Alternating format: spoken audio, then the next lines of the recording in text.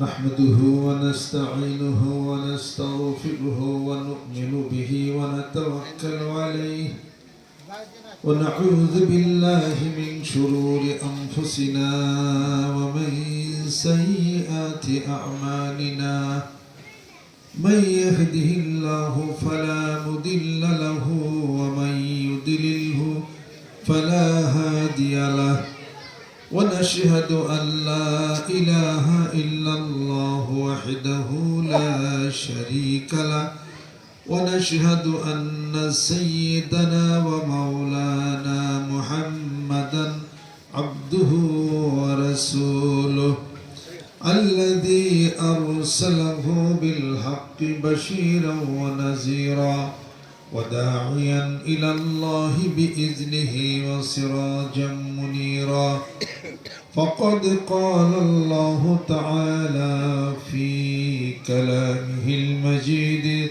وفرقانه الحميد أعوذ بالله من الشيطان الرجيم بسم الله الرحمن الرحيم إن الله وملائكته يصلون على النبي يا أيها الذين آمنوا صلوا عليه وسلموا تسليما اللهم صل على سيدنا مولانا محمد وعلى آل سيدنا مولانا محمد اللهم صل على سيدنا وعلى آل سيدنا مولانا محمد বিশ্ব পৃথিবীর যাহা কিছু আছে সকলে চিনিল স্রষ্টাকে শুধু যে মানুষ কেবলই বেহুশ না চিনিল তার স্রষ্টাকে আল্লাহুম্মা সাল্লি আলা সাইয়্যিদিনা মাওলানা মুহাম্মদ ওয়া আলা আলি সাইয়্যিদিনা মাওলানা মুহাম্মদ ओह नबियों में रहमत लको पाने वाला मुरादी गरीबों के बरमाने वाला अल्लाहुम्मा सल्ली अला सय्यिदिना मौलाना मुहम्मद वअला سيدنا مولانا محمد فقيرك ملجا ضعيفك يتيمك ولي غلامك مولا اللهم صل على سيدنا وعلى آل سيدنا مولانا محمد আরবের বুকে মক্কার পরে আমেনার যেথায় ঘর খুদার করুণা কৌসর হ্যায় জোরে সে বারণ اللهم صل على سيدنا مولانا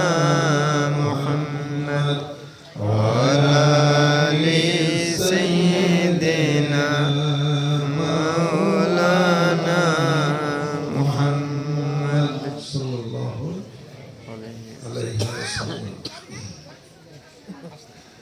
قال رسول الله صلى الله عليه وسلم لا يؤمن أحدكم حتى أكون أحب إليه من والده وولده والناس أجمعين সম্মানিত এলাকাবাসী, সম্মানিত সুধী, মুরব্বিকরাম, যুবক বন্ধুরা, পর্দার অন্তরালে মা ও বোনেরা, ওলামা একরাম, ওলামা এজাম, হাফেজ কারি, সুধীজন, সবাইকে আন্তরিক মোবারকবাদ, সম্মান, শ্রদ্ধা জানিয়ে সংক্ষিপ্ত কিছু কথা আলাপ আলোচনা করার ইরাদা, ইচ্ছা পোষণ করছি। বাকি ওমা তৌফিক ইল্লা বিল্লাহ আলাইহি তাওয়াক্কালতু ওয়া ইলাইহি উনীব। বাকি আল্লাহ ভরসা। আল্লাহ পাক আমাদেরকে যেন হেদায়েত নসিব করেন। এই ছোট মজলিস বাড়ির মধ্যে এটা আল্লাহ পাকের কাছে অনেক প্রিয় হতে পারে।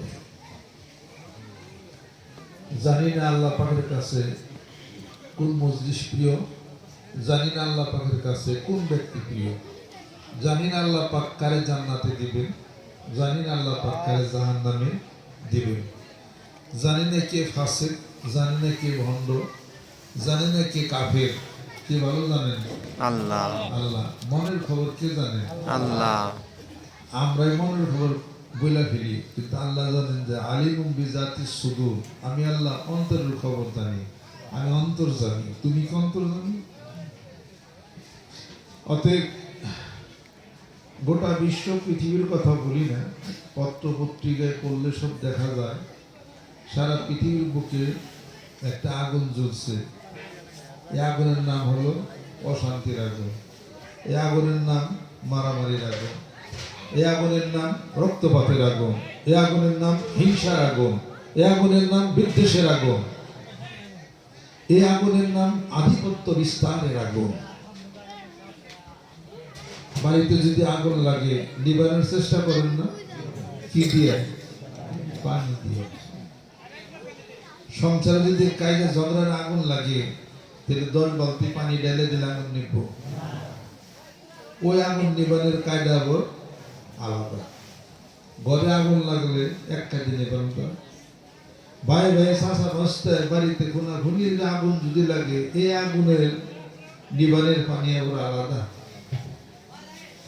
অন্তরে যদি আগুন লাগে, কলমে আগুন লাগে, সারাদিন চিন্তা দুশ্চিন্তা, হাহাকার, বাসিনা মরে গেছি, চিড়ি শেষ, এই আগুন নিবানের চেষ্টা, এই ওষুধ ট্যাবলেট আবার এটা আবার আলাদা।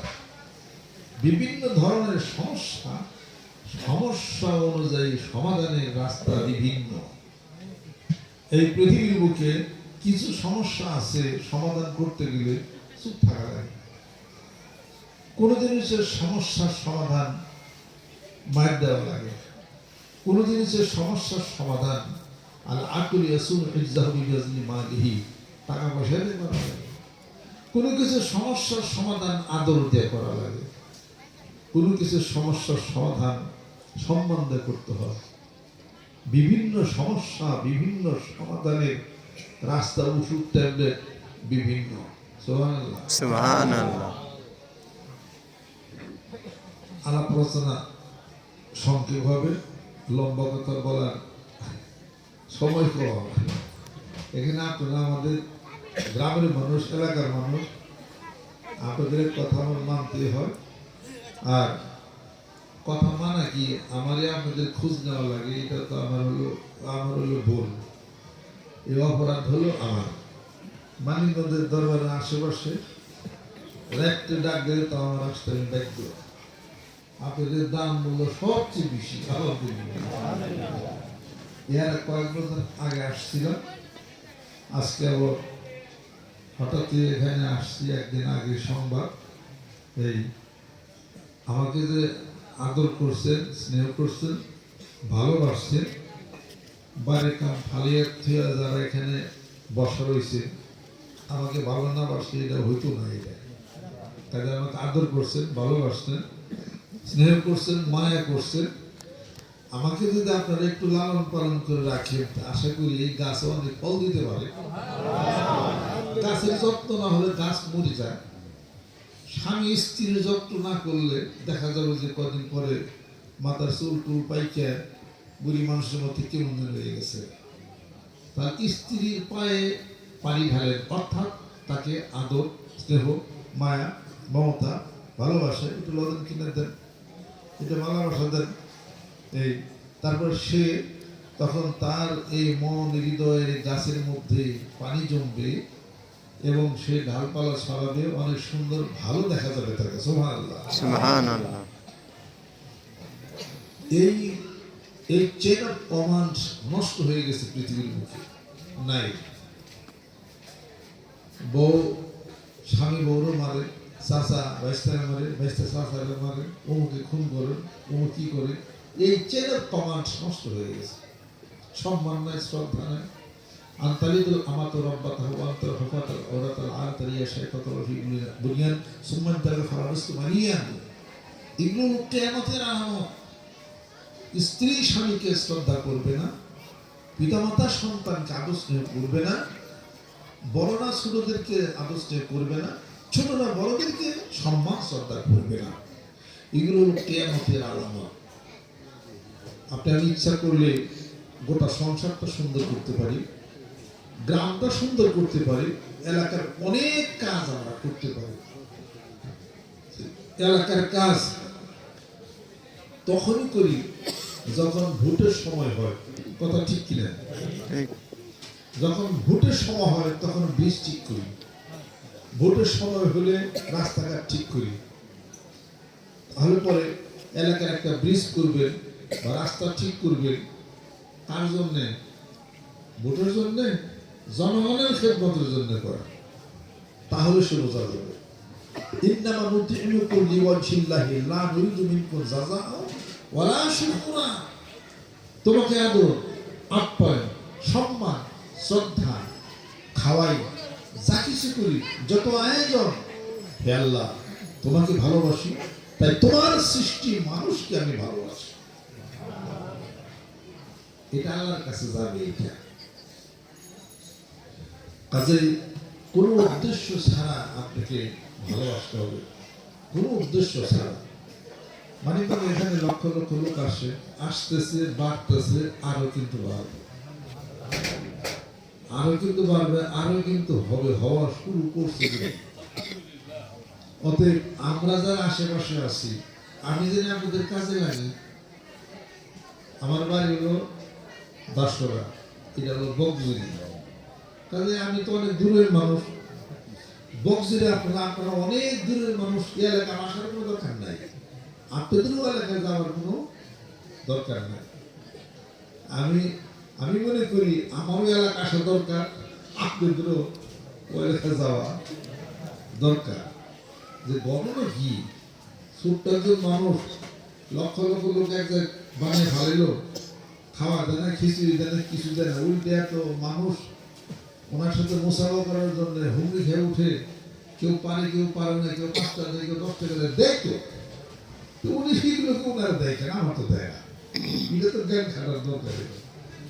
তাহলে ওখানে জমাইলেন কি বা হইল কি দেখার দরকার আছে না নাই?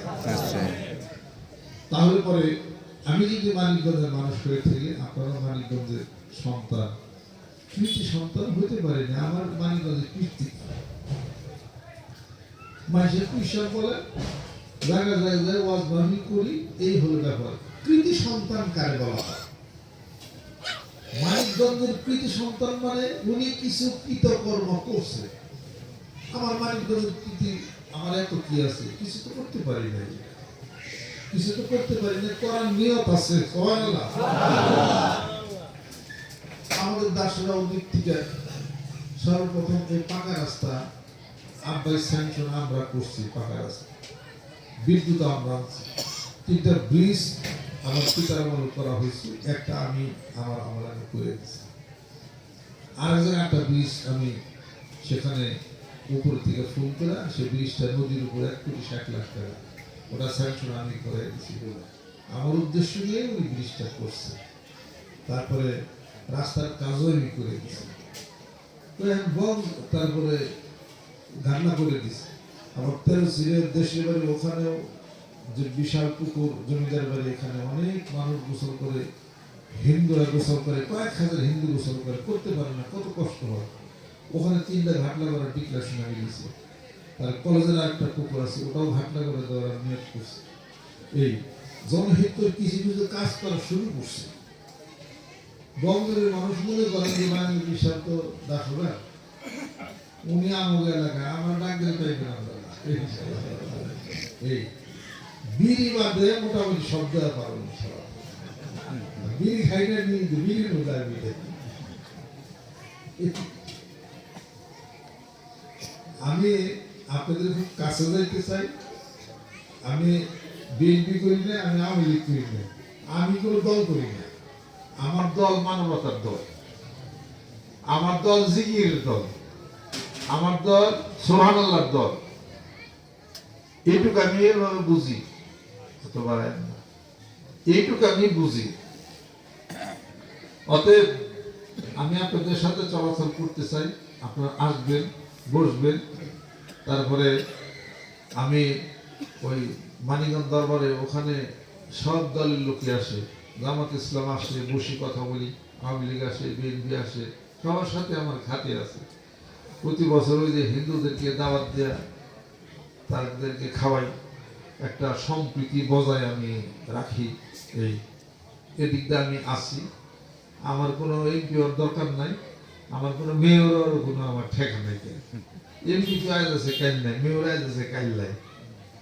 আর আমি যদি আপনাদেরকে ভালোবাসি, ভালোবাসা আজীবন ভরা থাকবো। এই নিয়ে হলো ঠিক সবচেয়ে। এই সেই ভালোবাসা নিয়ে আপনাদের সাথে আমি চলি। আমার ফকির লাইনের অনেক মানুষের সাথে আমার অনেক মহব্বত ভালোবাসা আছে, অনেক শিল্পীদের সাথে আছে।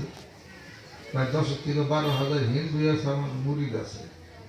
তাদের সাথে বসে কথাবার্তা বলি। তারা এখন অনেক মুসলমানের জিনিস শুরু করছে, আলহামদুলিল্লাহ।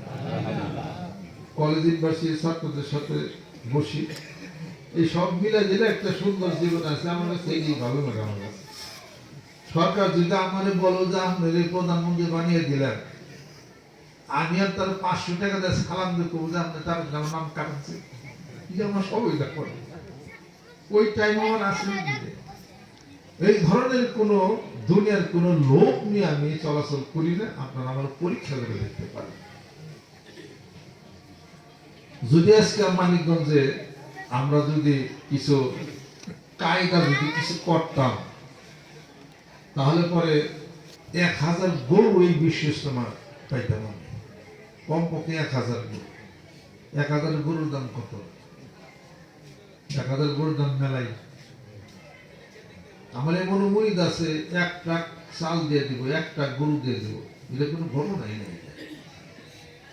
সারা বছর আমি যে চিকিৎসা পত্র করি, আল্লাহ ভালো করে, কিন্তু আমি চিকিৎসা করি, আল্লাহ ভালো করে। আমার কোনো যোগ্যতা নাই। যত রুগী আছে, যত লাখ, ঠিক নেই একটা করে খাসি আনলে তাদের খাসি খাওয়ার জায়গা আমার নাই। অথচ এত বলে বিরাট একটা বিশ্ব ইজতেমা যায়।